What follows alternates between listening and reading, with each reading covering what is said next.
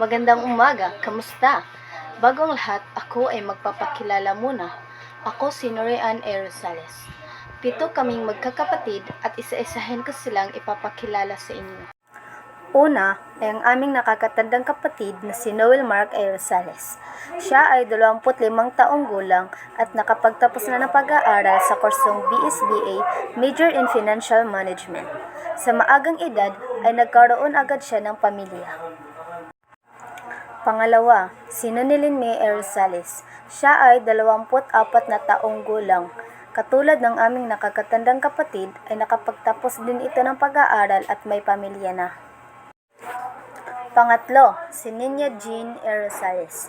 Siya ay 20 taong gulang at nag-aaral sa Northeastern Mindanao State University bilang isang mag-aaral sa ikalawang taon sa kolehiyo mula sa kursong edukasyon.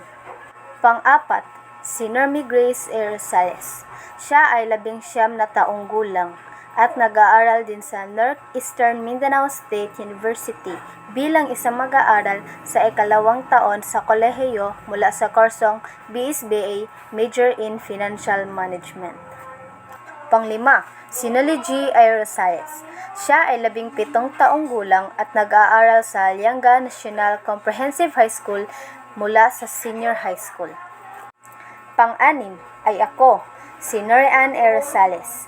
Ako ay 15 taong gulang at nag-aaral din sa Lianga National Comprehensive High School at nasa ika-10 baitang. At ang pang-7 ay si Normalyn A. Rosales, 14 na taong gulang. Tulad ko ay doon din siya nag-aaral sa ika-9 na baitang.